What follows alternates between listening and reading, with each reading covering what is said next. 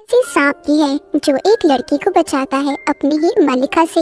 कहानी के शुरू में हम एक पहाड़ को देखते हैं जहाँ पर बहुत सारे सांप थे। हम एक आवाज सुनते हैं जो कह रही थी कि जब से दुनिया बनी है इंसान अपनी मोहब्बत को धोखा देता आया है। बहुत सालों पहले सांपों की मलिका ने कहा था कि ए इंसान मुझसे मोहब्बत न करना। एक इंसान को सांपों की मलिका शाहमरान से मोहब्बत हो गई, पर उस आदमी ने शाहमरान को धोखा देकर मार दिया, जिसके बाद उसके पास पछतावे और दुख के अलावा कुछ न बचा। फिर इसके बाद बहुत से सवाल उठे, क्या इंसान ही है जो हमेशा धोखा देता है? वहीं पर हमें एक आदमी दिखाया जाता है जो पहाड़ से कूदकर अपनी जान दे देता है, पर फिर भी वो नहीं मरा था। और ये वही आदमी था जिसने शाहमरान को धोखा दिया था। अब ना तो उसको मौत आती थी और ना ही वो सुकून की जिंदगी जी रहा था। फिर इसके बाद कहानी में हमें एक लड़की दिखाई जाती है जिसका नाम सासू था। वो बाथरूम में खड़ी कोई दवाई खा रही थी और काफी हिम्मत के बाद फिर ट्रेन में चढ़ती है। हमें यहाँ पर पता चलता है कि सासू अपना शहर छोड़कर अपने नाना के पास जा रही थी। वो जब अपने नाना के पास आती है तो सवाल जवाब करती है, क्योंकि इसके नाना ने इसके मॉम को बगैर किसी वजह के छोड़ दिया था। ये अपने नाना से गुस्से में सवाल करती है और फिर यहाँ से चली जाती है। वहीं पर दूर खड़ी एक लड़की सासू को ही देख रही थी और इसके बारे में जाकर वो अपने भाई मारान को बताती है। इसको देखकर ऐसा लग रहा था कि जैसे ये यहाँ पर सासू का ही इंतजार कर रही हो। मारन की बहन आकर इन सब बातों का अपने डैड को भी बताती है। मारन के डैड जब ये सुनते हैं तो वो फौरन सासू को ढूंढने का कहते हैं। इन सब बातों की आखिर वजह क्या थी ये हमें आगे जाकर कहानी में पता चलेगा। खैर इसके बाद सासू अपनी यूनिवर्सिटी में आ जाती है, क्योंकि वो साइकोलॉजी नफ्सियात की लेक्चरर थी और अपने नाना के शहर में भी इसलिए आई थी क्योंकि उसकी एक प्रेजेंटेशन थी। जब उसकी सीनियर ये प्रेजेंटेशन सुनती है तो वो उसको कहती है कि तुम एक सेमेस्टर यहाँ पर रहकर क्यों नहीं पढ़ाती।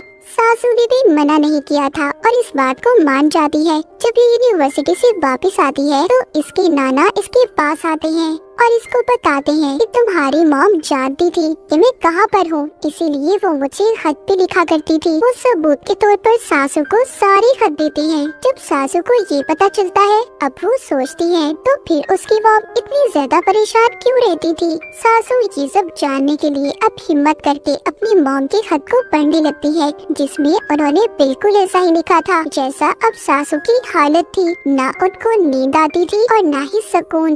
अजीब अजीब सपने आते थे। सासू जब सो गई थी तो देखती है उसकी मॉम बहुत ज्यादा मुसीबत में है। तभी ये नींद से जाग जाती है। अब इसको नहाना था, पर इसको पता चलता है कि जिस होटल में ये रह रही थी वहाँ वॉशरूम में पानी नहीं आ रहा था, इसीलिए ये झील पर जाकर नहाने लगती है। पर तभी अचानक से एक तेज हवा का झोंका आकर सासू के कपड़े भी दूर उड़ा ले गया था। वहीं पर मारन भी था। सासू मारन से मदद मांगती है और यहाँ पर होती है इनकी पहली बार मुलाकात। मारन जब घर जाता है तो अपने घर वालों पर बहुत गुस्सा होता है, क्योंकि इन्होंने जानबूझकर इसको झील पर भेजा था। क्योंकि मारन के घर वाले ये कहते थे कि एक भविष्यवाणी पेशन गोई एक सच है जिसके लिए मारन को सासू से मिलना होगा। पर मारन इन बेवजह की बातों पर यकीन नहीं करता था, इसीलिए वो अपने घर वालों से भी गुस्सा हो रहा था। उसी रात सासू एक त्योहार में जाती है जहाँ पर वो एक औरत को लॉकेट बेचते हुए देखती है, जो सबको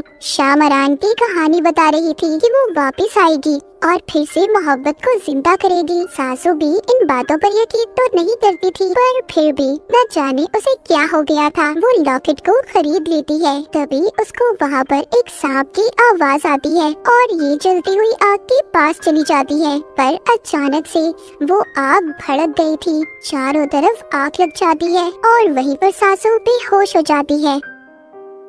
मारन वहाँ पर आकर उसे बचा लेता है और उसको उसके नाना के घर पर छोड़ देता है। सुबह जब सासू उठती है तो अपने नाना से पूछती है कि मैं यहाँ पर कैसे आई। वो बताते हैं कि मैंने तो तुम्हें सोते हुए देखा था तो मुझे लगा तुम खुद आई होगी। तभी सासू सामने घर में जाती है जो मारन का था।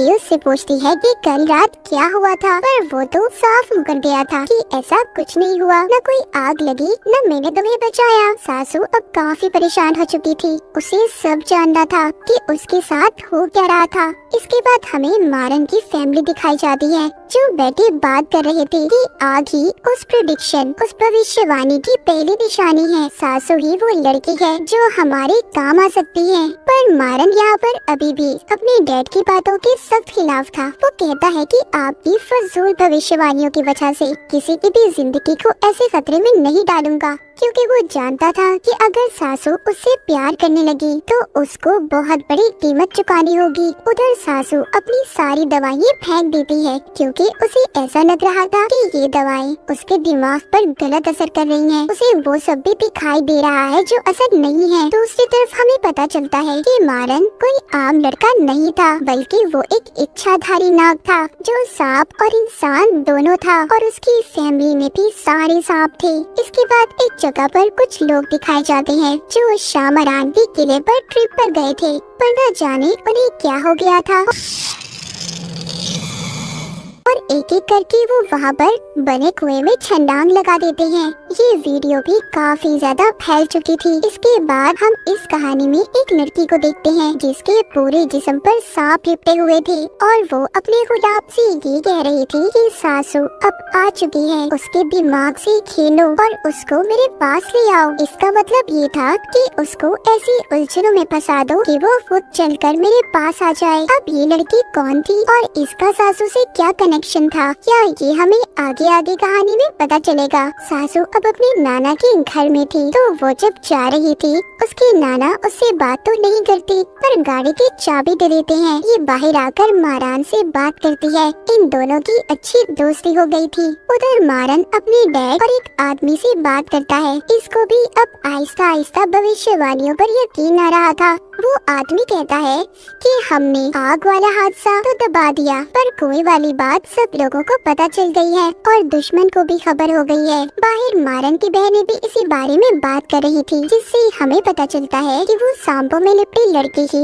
इनकी दुश्मन है, सभी इच्छाधारी सांपों की, यानी कि जो इंसान बन सकते थे। उधर सासू को दिखाया जाता है जिसकी सीनियर यूनिवर्सिटी में उसको सियान नाम के लड़के से मिलवाती है जो आगे प्रोजेक्ट में उसकी मदद करेगा। सियान उससे मिलते ही सासू के साथ काफी ज्यादा फ्री हो रहा था। सासू भी जब वो कुएं वाली वीडियो देखती है तो डर जाती है। तभी उसको ख्याल आता है कि उसने जो त्योहार वाले दिन लॉकेट खरीदा था वो कहाँ है। वो उस आग वाले हादसे में गुम हो गया था, इसलिए ये अब उस स्टॉल वाली औरत को ढूंढने मार्केट में जाती है, जहाँ पर इसे औरत तो नहीं मिलती पर एक आदमी अपना पीछा करता दिखाई देता है जिसने काले रंग के कपड़े पहने हुए थे और अपना चेहरा ढका हुआ था। ये देखकर सासू जब उसके पीछे जाती है तो वो गायब हो गया था। वहीं पर एक और आदमी था जो सासू से काफी बदतमीजी कर रहा था और उसको वहाँ पर जितने भी लोग थे अजीब नजरों से देख रहे थे। सासू सब देखकर बहुत ज्यादा परेशान हो जाती है। रास्ते में उसे मारन मिलता है जिसे मिलकर ये सब बताती है। मारन इससे कहता है कि तुम्हें वापस घर चले जाना चाहिए, ये जगह तुम्हारे लिए खतरनाक है। पर उल्टा सासू उसकी बात समझने की बजाय उससे कहती है तुम मेरे बारे में जानते ही क्या हो जो मुझे ऐसी नसीहतें कर रहे हो। मारन कहता है मैं देख सकता हूँ तुम डरी हुई हो। ये सुनकर सासू खामोश हो गई थी क्योंकि सच में ऐसा था। रात को घर पर मारन की बहन उससे बात करती है, कहती है कि तुम यकीन क्यों नहीं कर लेते सब बातों पर। तुम और सासू एक दूसरे की जरूरत हो, तुम ही हो जो उसके लिए बने हो। पर मारन कहता है नहीं, मैं ऐसा नहीं कर सकता और इसी भविष्यवाणी की वजह से बहुत सी औरतों की जान गई है, पहले सासू की मॉम की और फिर हमारी मॉम। अब मजीद ये सब बर्दाश्त नहीं करूँगा। लेकिन इन सब बातों के बावजूद मारन सासू से दूर नहीं जा रहा था। सासू के नाना वही दवाइयाँ खा रहे थे जो सासू खाया करती थी। इसका मतलब ये था कि ये कोई इनकी खानदानी बीमारी थी। रात को सासू जब सो रही थी तो वही मशकूक आदमी इसके कमरे में आता है। सासू का लॉकेट भी उसके पास ही था। वहीं पर एक बहुत बड़ा सांप आता है, सोते हुए सासू पर लिपट गया था। सासू इन सब से डरकर जब उठती है तो इसके बारे में वो नहीं जानती थी ये कोई सपना था या हकीकत। इसीलिए सासू इन सब से तंग आकर झील में तैरने चली गई थी। अगली सुबह जब ये यूनिवर्सिटी जाती है तो सियान इसको खाना खाने के लिए साथ ले जाने का बोलता है। जब ये खाना खा रही थी तो सासू जब वॉशरूम जाती है इसको वहाँ से सांपों की आवाज आ रही थी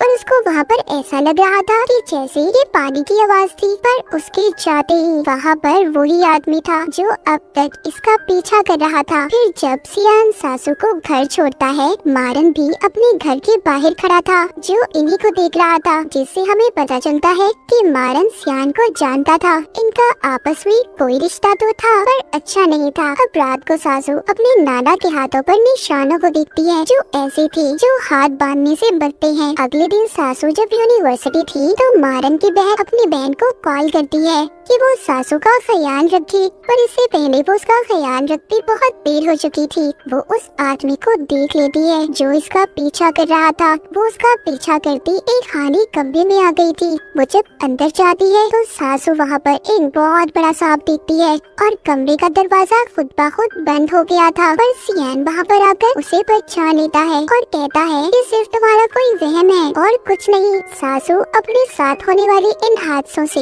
अब अवंजार हो चुकी थी। वो अपने घर चली जाती है, पर तभी हमें यहाँ पर पता चलता है कि सियान भी एक सांप था जिसको सासू का ख्याल रखने के लिए भेजा गया था। उधर मारन के डैड के पास एक बूढ़ा आदमी आता है जो उन्हें बता रहा था कि बदले की भू शामरात के किले से नहीं बल्कि यहीं से आ रही है। ये सांप अब भविष्यवाणियों पर यकीन नहीं करते और अगर उनकी असलियत इंसानों के सामने आ गई कि हमारे जैसे सांप उनके दरमियान में रहते हैं तो किसी के लिए भी अच्छा नहीं होगा। वो बूढ़ा आदमी कहता है अगर दोबारा से इंसान और सांपों के दरमियान मोहब्बत ना हुई तो शामरान वापस नहीं आ पाएगी और हम सबके साथ बहुत बुरा होगा। उधर सासू अपनी मॉम का अगला खत पढ़ती है जिसमें लिखा था कि उन्हें नींद में चढ़ने की बीमारी है और यही वजह थी कि वो खुद को बांध कर सोती थी। तभी सासू को उसके नाना के निशान याद आते हैं। इसे पता चलता है कि ये बीमारी उसकी मॉम और उसे विरासत में मिली है। जब वो चेक करती है तो उसे अपनी नाना की अलमारी से दवाइयाँ भी मिलती हैं। रात को जब उसकी नाना घर आती है तो सासू बहुत ज्यादा नशे में थी। वो अपने नाना से कहती है कि आपकी वजह से मेरी और मेरी मॉम की जिंदगी खराब हुई, पर उसके नाना उसको चुप करवाते हैं। तभी मारन जब ये देखता है कि सासू कितने नशे में है तो वो उसके पास आ जाता है, पर सासू उसके साथ अजीब हरकतें कर रही थी।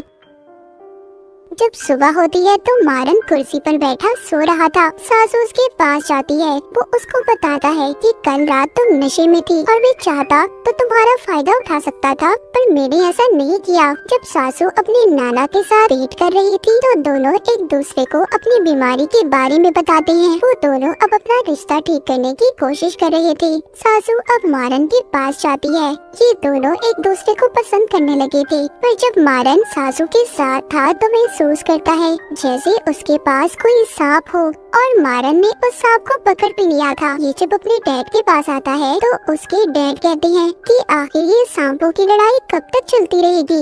उधर हमें दिखाया जाता है कि सियान सासू से मिलने आता है। जब ये वापस घर जा रहा था तो हमें यहाँ पर पता चलता है कि ये उसी आदमी का बेटा था जो मारन के डैड के साथ काम करता था, पर अब सियान भी मारन के खिलाफ था। उसके डैड समझाते हैं कि देखो, जिस बात का कोई फायदा ना हो हमें उस बात को छोड़ देना चाहिए और तुम सासू से दूर रहो। अगली सुबह जब सासू की आँख खुलती है तो वो जंगल में थी, जिसके बारे में उसे खुद भी समझ नहीं आ रहा था कि ऐसा क्यों है उसके साथ। तभी एक सांप आकर उसे काट लेता है। वहीं पर वो मशकूक आदमी भी था जो अब तक इसका पीछा कर रहा था। इससे पहले वो सासू को कुछ करता, मारन आकर उसे बचा लेता है और उसके जिस्म से जहर भी निकालता है। ये उसे अपने घर ले गया था जहाँ पर बाकी का इलाज इसकी बहनें करती हैं। जब सुबह को सासू को होश आता है तो मारन उसको बताता है कि तुम मुझे बेहोशी में मिली थी, तुम्हें सांप ने काट लिया था। सासू उसकी बातों पर यकीन करके अपने घर तो चली जाती है, पर अब सासू को सब कुछ याद था कि उसके साथ हुआ क्या है, इसीलिए वो सब बातों के बारे में पता करना चाहती थी। उधर जिस सांप को मारन ने पकड़ा हुआ था, मारन उसके पास जाता है और पूछता है कि तुमने ऐसा क्यों किया। वो कहता है कि इंसान हमारे दुश्मन है और जानवरों को अपना गुलाम बनाना चाहते हैं। पर सांप अब ये बर्दाश्त नहीं करेंगे, इसीलिए मैं और मेरी मलिका मिलकर इंसानों के खिलाफ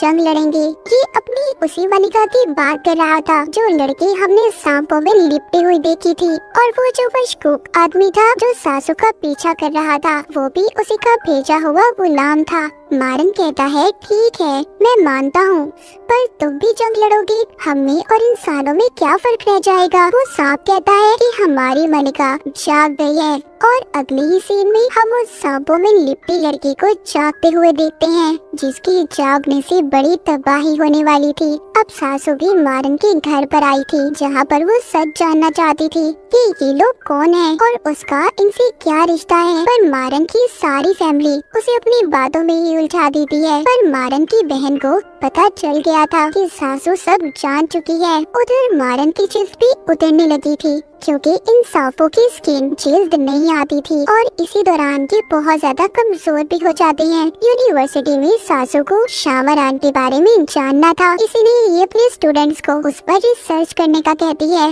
जब सियान ये देखता है तो काफी परेशान हो जाता है। इधर ही मारन भी आ गया था। सियान मारन को देखकर कहता है कि तुम्हें मुझसे दोस्ती कर लेनी चाहिए क्योंकि तुम और मैं एक दूसरे की असलियत तो जानते ही हैं, और क्या पता आने वाले वक्त में तुम्हें मेरी जरूरत पड़े। और ये मारन को अपना कार्ड देकर चला जाता है।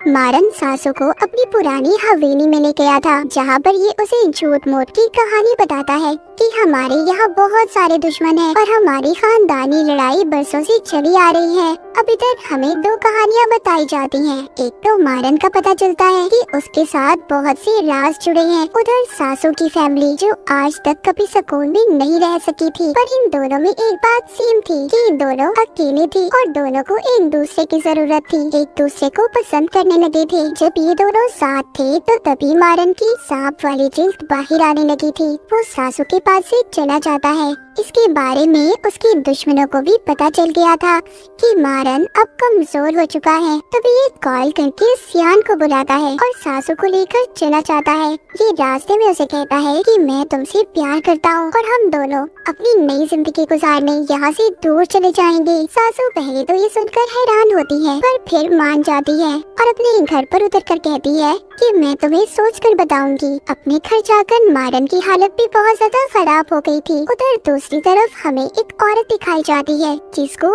आगे के बारे में पता चल रहा था कि अब क्या होने वाला है। यहाँ टाउन में जितने भी जानवर गायें थी सब मर रही थी और वो सांपों में लिपटी लड़की भी जिंदा हो रही थी जो एक बड़ी तबाही की निशानी थी। जब मारन घर पर था तो उसकी बहन सासू को मैसेज करती है कि वो घर से कुछ दिन के लिए जा रहा है क्योंकि कुछ दिन तक अब मारन सासू से नहीं मिल सकता था, और सियान को सासू पर नजर रखने का कहता है। पर सियान उसे सांपों की जगह पर ले गया था क्योंकि ये मारन को धोखा दे रहा था जहाँ पर सब इच्छाधारी सांप थे और सब सासू को बहुत अजीब नजरों से देख रहे थे। पर ये उसको बचाकर दोबारा से उसके घर ले आता है और माफी मांगता है कि ये उसे ऐसी जगह पर लेकर गया। सासू चारों तरफ से अब डर चुकी थी। वो मारन के घर के पास जाकर उसके नंबर पर फोन करती है कि उसकी फोन की जब बेल सुनती है तो अब इसको ऐसा लग रहा था कि मारन इससे कोई गेम खेल रहा है। जब रात को सासू अपने नाना और बाकी लोगों के साथ खाना खा रही थी तो उसकी नाना बात करती है कि टाउन में सारे जानवर मर रहे हैं और तब भी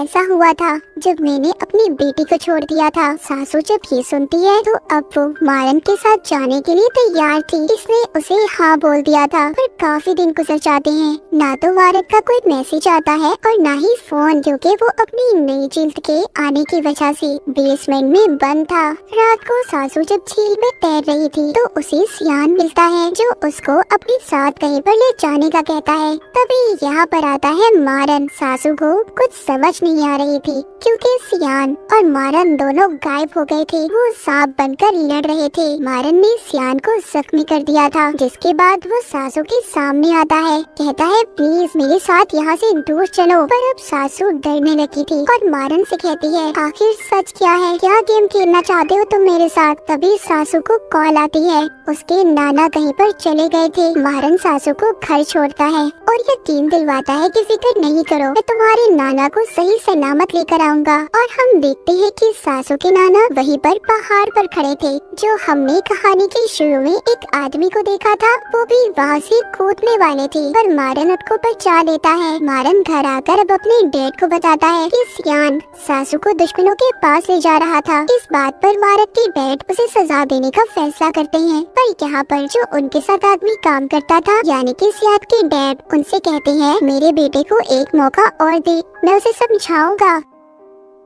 पर जब ये अपने बेटे के पास जाता है तो उसको जख्मी देखकर अब ये भी फैसला करता है कि ये उस काले कपड़ों वाले आदमी का साथ देंगे और सासू को अपनी मलिका के पास लेकर जाएंगे। ये सभी मिलकर सासू की सीनियर को अपने काबू में करते हैं, जो अगले दिन सासू को शामरान की हवेली में ले जाती है, ये कहकर कि उनका कोई ट्रिप है। सासू उसी कुएं के पास जाती है जहाँ पर लोगों ने छलांग लगाई थी। उधर ये अपना हुआ लॉकेट देखती है जो वहाँ पर लटका हुआ था, जिसे लेने के लिए जब ये अंदर जाने वाली थी तभी मारन की बहन आकर उसे बचा लेती है। उधर मारन सियान के पास जाता है और उसे धमकी देता है कि तुम सासू से दूर रहो। वहीं दूसरी तरफ मारन की बहन को सीनियर को देखकर पता चल गया था कि उस पर सांप का असर है। उस पर दुश्मनों ने अपना काबू कर लिया है। जब सासू घर आती है तो इसके नाना का इलाज वही औरत कर रही थी जिसको हमने पहले देखा था, जिसको भविष्यवाणी के बारे में पता चला था। वो अपने नाना को हॉस्पिटल ले जाने का कहती है। सासू अपने नाना को बताती है कि आप मेरे लिए बहुत अहम है। मारन के घर में भी रात को दावत थी जहाँ पर मारन के डैड सबको बुलाते हैं। अब क्योंकि सासू और मारन इतने दिन दूर रहे थे, वो कुछ वक्त गुजारने झील पर चले जाते हैं। इधर दावत में सासू के नाना की भी तबीयत खराब हो रही थी, इसी वजह से वो भी अपने घर चले गए थे। मारन की बहनें उस सीनियर को बांध देती हैं ताकि वो इसके अंदर से छुपे सांप को बाहर निकाल सके। उधर झील पर मारन सासू की कमर पर सांप के बनते हुए निशान देखता है और काफी खुश होता है। इसका मतलब ये था कि सासू भी अब सांप बन चुकी थी या फिर मारन ने उसे अपने जैसा कर दिया था। अब हैरी और मारन वापस से दावत में आते हैं। मारन उस सीनियर के मुंह से सांप निकालता है जिससे वो भी आजाद हो गई थी। वहीं पर मारन के नौकर की बीवी जो माँ बनने वाली थी उसकी हालत भी खराब हो जाती है। शायद ही अब आखिरी भविष्यवाणी थी कि एक इंसान सांप को जन्म देगा, पैदा करेगा। मारन की फैमिली उसकी मदद करती है। उधर सासू के घर पर मारन उसके साथ था। उसके नाना ने जहर खा लिया था, इसीलिए मारन उन्हें बचाने की खातिर अपने असल रूप में आ गया था, यानी कि एक इच्छाधारी नाग के रूप में। अब यहाँ पर हमें असल कहानी पता चलती है कि सासू के नाना ही वो आदमी थे जिन्होंने शामरान से मोहब्बत की थी और उसको धोखा दिया था। यहाँ पर सासू को अब मारन बताता है कि तुम्हारे नाना ने शामरान मलिका को धोखा दिया था। उसके किले का पता इंसानों को बताया, जिसका पता शामरान की बहन को चल गया था। वो इंसानों के खिलाफ हो गई, तो शामरान ने उसे अपनी ताकतों से गहरे कुएं में कैद कर दिया और अपनी सारी ताकतें तुम्हारे नाना को दे दी, जिससे वो कभी भी मर नहीं सकते थे, चाहे कुछ भी हो जाए। और उनकी सजा उनकी आने वाली नस्लों को भी बर्दाश्त करनी है। वो जब मरने की कोशिश करते हैं तो दोबारा जिंदा हो जाते हैं और फिर से याददाश्त गुम होने के बाद एक नई जिंदगी जीने लगते हैं। और भविष्यवाणी यही है कि एक इंसान को सांप से मोहब्बत होगी, जो इंसान तुम्हारे नाना के खानदान से होगा, यानी कि तुम। इस बार इंसान को कुर्बानी देनी होगी, उसे सांपों के साथ जमीन के नीचे जाकर रहना होगा। सासू को इन सब बातों के बारे में कुछ समझ नहीं आ रहा था। वो भागकर जंगल में चली गई थी। उधर हमें मारन के डैड दिखाए जाते हैं जो बताते हैं कि हमें सासू को कुर्बान करना होगा। ये बात इन्होंने मारन को भी नहीं बताई थी। इधर सासू पर जंगल में वही आदमी हमला कर देता है जो अब तक इसका पीछा कर रहा था, पर सासू अपनी ताकत से उससे बच जाती है। सासू भी क्या अब सांप बन चुकी थी। सासू के घर आकर एक सांप ने इसके नाना को भी मार दिया था। सासू और मारन दोनों ने अपनी असलियत को मान लिया था कि वो दोनों अब सांप हैं, पर ये बात इन्हें नहीं पता थी कि अभी तो ये शुरुआत थी, क्योंकि शामरान की बहन जाग चुकी थी। अब सासू और मारन के साथ आगे क्या होने वाला था कोई भी नहीं जानता था। और इसी के साथ ही कहानी यहीं पर खत्म हो जाती है।